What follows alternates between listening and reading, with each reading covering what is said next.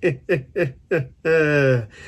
there truly anything better than international best-on-best hockey? I don't think so. Gold medal, let's go! Welcome back to On the Fly. We're previewing the predicting, recapping World Junior Championships, our Men's World Championships, the Women's World Championship, the U18 Men's World Championship. Expect the unexpected. Absolute abomination of the Canadian Junior National Team. I have a couple extra words I want to use in that one. And it's Freebird. Freebird. Of course, the Olympics are just around the corner. I'm going to coin it the rivalry day. World Junior history! Your home for international hockey. This is On the Fly. Hello everyone, welcome back to On the Fly. Today we're recapping day one of the men's Olympic hockey event happening in Milano, Cortina, Italy. So we'll hop into today, starting with the scores from today's game, starting with a 4-1 victory for Slovakia over Finland. Now this game coming in was one that I'd say was more or less anticipated. Two teams who are getting closer and closer in the kind of competitive realm. And you look at this Slovakian team, and they were meant for an upset at this tournament, whether it was in their group stage, whether it was further down the line in the tournament. And today showed exactly why that was the case. Some good goaltending in net, who kind of played that X-Factor type role. More on the X-Factor a little later. You have some star talent coming through at the right times. And the other side of the equation was for the Finns today. And for the Finns, it was a disappointing game, and one that coming in, lots of new kind of players playing together. It's always interesting to see early on in these tournaments to see what that chemistry factor is like. And we saw that be a little bit of a problem today. And early on in tournaments tends to be a bit of a struggle for these kind of teams, especially with NHL talent who might not have the time to kind of gel together, especially off of an opening game like the Finns are playing.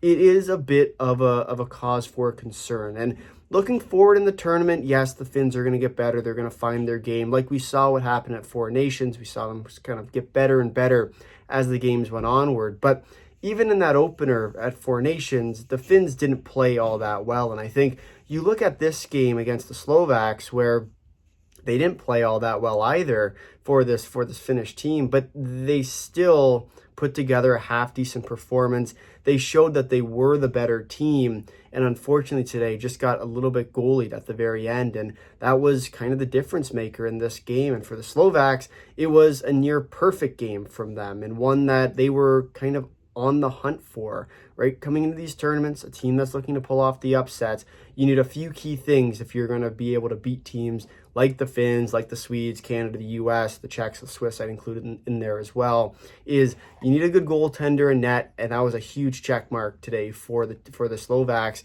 You also need at least 1 or 2 goals from your star players at this tournament or in these games, and you got that today for the Slovaks. And you need some good defense on the backside, and the Slovaks certainly had that today. And so you look at this game for both these sides, and especially for the Slovaks, it was one that they kind of played the near perfect game, and unfortunately for the Finns on the other side of the coin, just kind of fell off the wayside. And credit to the Slovaks today, and a great game. They will pick up a huge 3 points in the Group B standings, taking this one 4-1 your final. And then to the second game of the day between Sweden and Italy.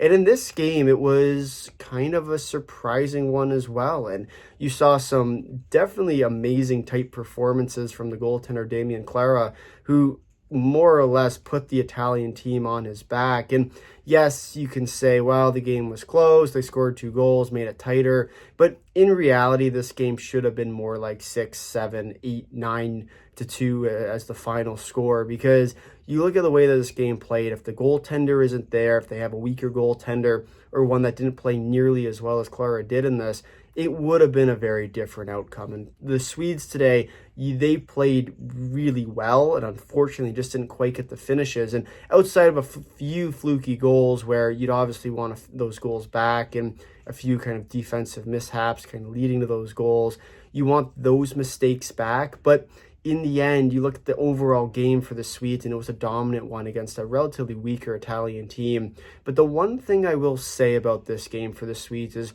yes, they played well. Yes, they controlled the pace. Yes, they had their looks.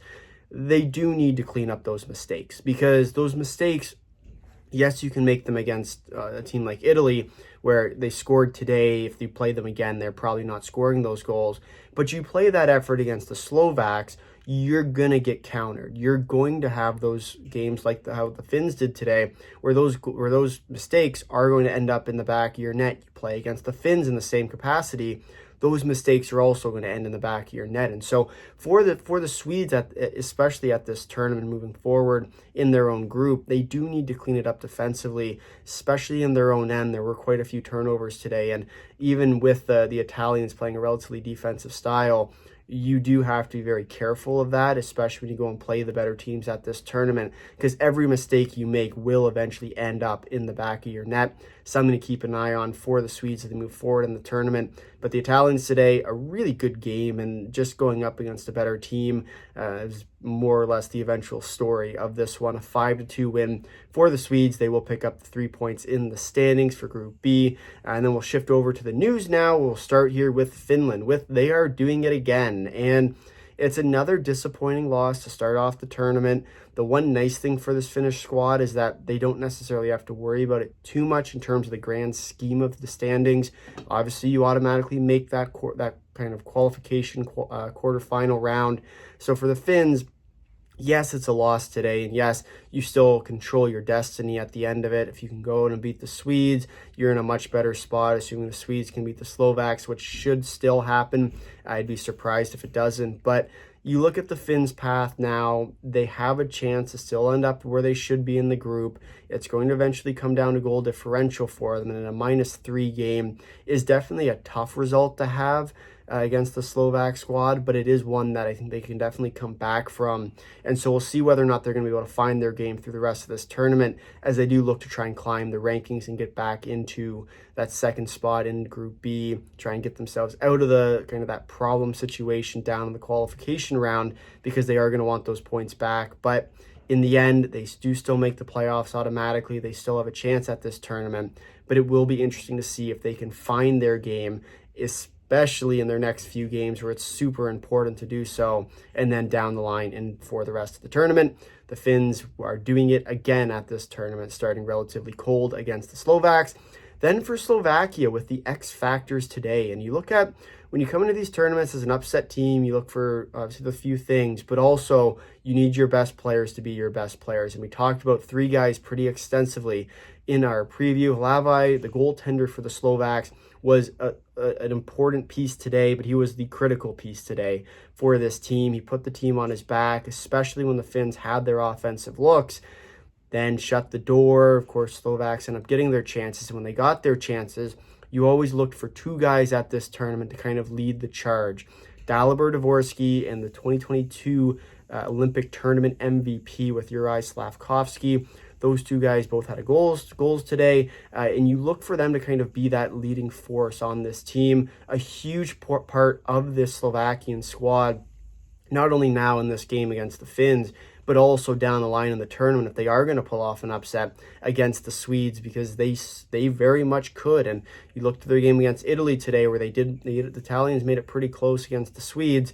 It wouldn't surprise me to see that Slovakian game get nice and tight, but you look to those key players to kind of lead the charge, and we'll see whether or not they're going to be able to do that. You look to your X factors for the Slovak team. Then to the Italians, or for Italy today, it was the Clara show, and you look at their goaltending and net, and it was the main differentiating factor for the Italians in this game. It was one that, quite frankly, we saw what happened after he got pulled due to an injury. And yes, they score a goal pretty shortly after in a relatively short in time span from him getting knocked out of the game to, of course, the backup coming in. But coming into the tournament, it was a bit of a question mark whether or not he'd start. Fedini is the other goaltender in Italy who normally started for the team at the World Championships. We saw him in relief today after Clara, of course, got hurt. And I'd expect to see him for the rest of this tournament. So whether or not, of course, Clara, depending on how his injury ends up working out for this team, we'll see how the goaltending situation sort of resolves itself. But Clara today was an essential, more or less the main factor of this team being as close as they were against the Swedes. Huge performance from him, and one that they'll definitely rely upon if he is able to come back into the future games at this tournament. And then for Sweden with results, and as much as for the Swedes, we even think back to Four Nations where they played a pretty good tournament. They lost the game to Canada, they lost it in overtime, they lost the game to Finland in Four Nations as well in overtime, and they went on to beat the US team in a relatively meaningless game. But the Swedes have been a team at these tournaments that have played really well, just haven't quite got the results. And we saw that a little bit today with the effort that the Swedes put forth, just with a few mistakes that didn't end up going their way. And you make the mistake, you get punished, especially at these kind of international tournaments. And for the Swedes, it was another game where they played really well. They just didn't quite get the results. We'll see if that's a common theme throughout the rest of this tournament. They do still end up picking the win up today. They did get a big 3 points, which we'll see over now as we shift to the standings. Of course, Group A yet to play, Group C yet to play. So there's only 2 games today, both in Group B, where we'll see Sweden and Slovakia both tied in first place with 3 points. Finland and Italy both tied in the last place and third spot in Group B with 1 regulation loss. Reminding that all the teams do make the qualification round, but the top 4 teams, all 3 1 seeds, and then whoever's the highest goal differential second seeds will end up making the quarterfinals automatically due to the bye. So lots to play for these teams, and especially for the Slovaks now, who have a huge pickup with 3 goal differential coming against their game against the Finns today. They also will get the Italians, which is another opportunity for them to keep jumping and climbing in those goal differential standings. Definitely something to keep an eye on as we move forward in the tournament. But we will move over now to tomorrow's games on February the 12th. A quick reminder that there is the women's game, Canada and Finland, the rescheduled game due to the norovirus outbreak. That is at 8:30 a.m. tomorrow morning. We'll be having our Women's Day 7, I believe it is now, recap video coming out in the afternoon-ish time slot. The men's recap will be coming out a little bit later than what it is normally, so just be on the lookout for that. Both videos will be coming out tomorrow, so stay tuned. But into the men's side, 4 really big games, and we start here with the Swiss and France, 2 teams that I wouldn't say are going to be terribly close, but it should make for an interesting game. Of course, we'll see get their first looks at these 2 at this tournament, and one game that I'd say is going to be kind of that offensive versus somewhat defensive style. We saw the French play really well against Finland at the most recent World Championships, where they almost came back, or they had the lead up 3-1 with minutes to go and scored the empty net. Then, of course, the Finns ended up coming back and winning that game, and it was a real tough loss for that French team. But you look at their game against the Swiss are going to be a little more on the offensive side, controlling the pace. It'll be somewhat similar to the game against Italy today with the Swedes. Look for the Swiss to really dominate in this one. Coming up at 6:10 a.m. Eastern. 10:40 between Canada and Czechia, your game of the day for tomorrow's games. And you look at these 2 teams, in my eyes, they're a lot closer than most people might give it credit for. We saw what happens with the Slovaks and the Finns today. Look for a similar kind of outcome for tomorrow's games, where for the tomorrow's game between Czechia and Canada, where you look at these 2 teams, and the Czechs are a relatively offensive team. If they can get the goaltending in net, you look to Lukas Dostal to kind of be that go-to guy for this Czech squad. If he can be really good tomorrow, shut the door on the backside and not let Canada get many goals, this Czech team has more than enough offense to go back the other way and kind of score some goals and outscore their mistakes. And all of a sudden, this game could become very interesting. For Canada, it's going to come down to whether or not they can shut it down defensively. Who's going to become that question mark resolver on the backside of net? I assume Binnington will get the start, so whether or not he can find his game. He has been brutal in previous preliminary round games, whether it's at Four Nations, whether it's at the World Championships. So definitely something to keep an eye on as this kind of season and this international tournament goes forward. As Canada has some backup options as well, but you would expect Binnington to get the majority of the starts, especially after his performance at Four Nations. Then the 3:10 game between the USA and Latvia. This game is one that I feel is either going to end in a complete blowout for the US, or the Latvians are going to pull off the upset. I don't see the US winning a terribly tight game here. You look to this Latvian team that's well known for their defense.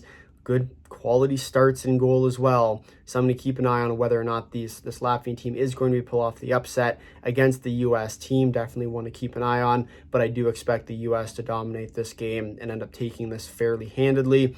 Then to the last game of the day, your other game of the day at 3:10 p.m. Eastern time between Denmark and Germany. This is the Group C as well, and we look at this game as somewhat of a tone setter for the rest of the tournament. You have the Danes and the Germans, two teams that are relatively close. We saw them duke it out at the most recent World Championships.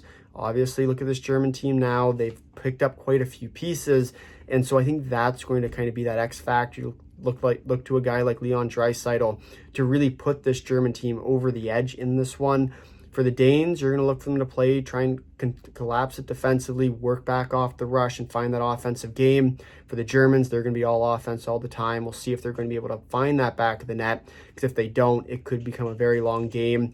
Your games of the day for February the 12th, Canada and Czechia at 10:40 a.m. Eastern Time, Denmark and Germany at 3:10. Your other games, Latvia and the USA at 3:10, and Switzerland and France at 6:10. That'll do it for our scheduled content. We'll now switch over to viewer questions. We do put out a poll asking for your questions and comments on the day. We have a few questions from today. We'll start here with one from Nick, the IIHF fan, who says, for Sweden and Italy, we're hoping Clara's okay. And like what we just saw with the Italian women, I think with this loss, the men show they are not going to be a joke in this tournament. And of course, you even look at the women's side with Italy making that quarterfinal round as a Group B team. It is a huge opportunity for them at this tournament to get some eyes to the game, but also it is an opportunity to represent yourself well on the biggest stage with the best players in the world. And credit to the Italians today for a great game, and one that I do think they're going to look back on and try and build off of as they look forward in this tournament. Yes, they're going to go up against the Finns. Yes, they're going to go up against the Slovaks.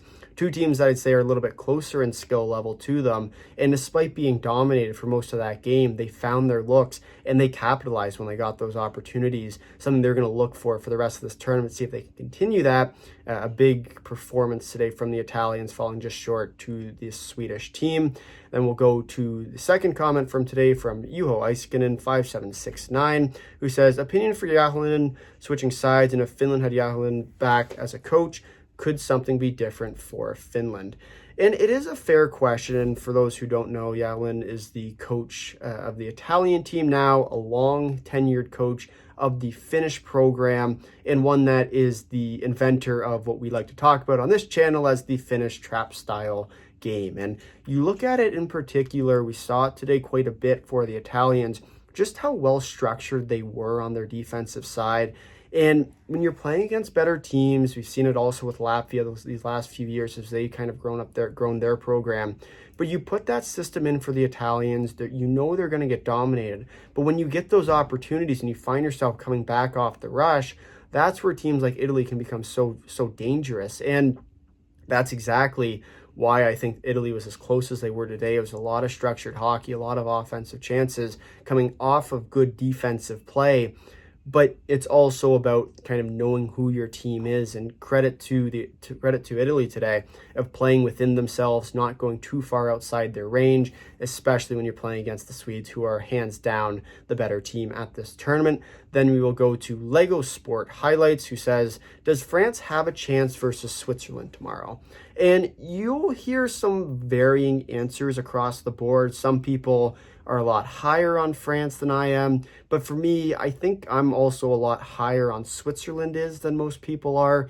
I would say that this game is going to end in a blowout. It wouldn't surprise me to see the Swiss win by 5-6 goals in this one. It also wouldn't surprise me to see them win a little bit tighter of a game, whether it's 3 or 4. I expect them to kind of win outside the empty net range. And so we'll see moving forward in this tournament, of course, for the Swiss team, whether or not they are going to be able to find their game like they have at the recent World Championships, because it is a huge opportunity for them early in this tournament to kind of hike up their goal differential and help themselves down the line into the semifinals as they get reseeded, the qualification as well, to get themselves out of a problem spot where they are. Of course, they're still going to have to go through the Czechs, which will knock them down most likely as well, and Canada as their kind of third game in the group. And so we'll see whether or not they're going to be able to kind of find their way in this game against France. It's obviously an opening game, which tends to be a bit of a question mark, especially early on at these tournaments, to see if they can find that game. But if they do, expect the Swiss to dominate in this one and win this one by quite a margin, whether it's 4 or 5 goals, likely where I see this game ending up. We will now move on to another comment from today from Kit Bedsy, who says, why was Finland so bad today in your opinion? And what I'd say is it's not so much that the Finns were bad as much as they just looked a little disorganized. And I know a lot of people draw attention to the coaching changes. A lot of people kind of draw attention to kind of their overall team composition this year with not a lot of scorers. But you look at the Finns, and they're a team that's built around their defensive game, transitioning into offense and getting a few really high-quality chances every so often in the course of a game. And today, I think it ultimately just came down to a better Slovakian defense and goaltending tandem that ended up winning them that game. I'm not really sure that the Finns ended up losing that one as much as the Slovaks won that game. And so I think you look at the Finns moving forward, they're going to need some offensive chances. But when they go up against teams like the Swedes, like Canada, like the US, and like the Swiss and the Czechs, you look for those games to be a lot tighter, and you look for those teams to understand that they're going to a defensive battle. And one of the biggest challenges, especially for teams like the Finns, is having to force themselves into that controlling pace style game. And when you have to do that, you get yourself spread out. And as a defensive team, that's always a struggle. And so you see those offensive chances coming back the other way for teams like the Slovaks. And once again, that never really helps in the end of those games, especially as a relatively more defensive team trying to play an offensive style. One of the many reasons why that Finnish team ended up losing to the Slovaks today in upset fashion. But we now go to the last comment from today from Michelangelo B5W, who says, in my opinion, the biggest advantage of European teams, which don't have rosters 100% full of NHL players, Slovakia, Italy, Germany, France, Czechia, Switzerland, Denmark, and Latvia, is, at least in the first games, is team chemistry. Because most of the players knew each other for years, while teams like Canada, the USA, Finland, and Sweden may have problems with teamwork. Yes, of course, they had a Four Nations Cup and used some players during World Championships, but it's nothing compared to experienced players from those smaller teams have on international stage. Even not taking into account the World Championships, European teams regularly play friendly games and tournaments, which allow them to build a real team, not just players with individual skills. And for the only task for them to integrate a few NHL star players into the team, while teams like Canada, the USA, Finland, and Sweden have to build absolutely new team, and they will need some time for it. What do you think about it? And it is a fair point, and we look especially at tournaments like, whether it be the World Juniors, especially at the World Championships, where there is such a tight time frame between the turnaround from the teams being made to the teams being able to practice to the eventual game time. And you look to guys, especially with kind of those upset type teams, and I even draw to the whole Italian argument that we talked pretty extensively about inside their team preview, which you should go check out, settle plug. But you look at kind of that chemistry factor as a huge component of a team. And if you have guys where you know where they're going to be at any given point, they play with good pace, they play with good structure, that's how you can beat some of the better teams at this tournament, especially when they are disorganized, like we saw today with the Finns, and even a little bit like the Swedes, where they just didn't quite have that chemistry and that built-in chemistry, despite them playing in the past. And yes, it's been a while for some of them, but having guys that are playing together in the current, guys who have played together for years as well, who have that kind of built-in part of the chemistry, can be a huge factor and a huge differentiating factor, especially for teams trying to pull off upsets at these tournaments. But it's going to be a great day of action tomorrow. We have both tournaments going on, so lots of hockey to keep an eye on. Be sure to come back where we'll break it all down for you. But with that, if you made it this far in the video, thank you for watching. If you'd like to drop a like, if you really consider subscribing, tell all your friends, comment down below your thoughts on day one of the Men's Olympic Hockey event. Until next time, see you.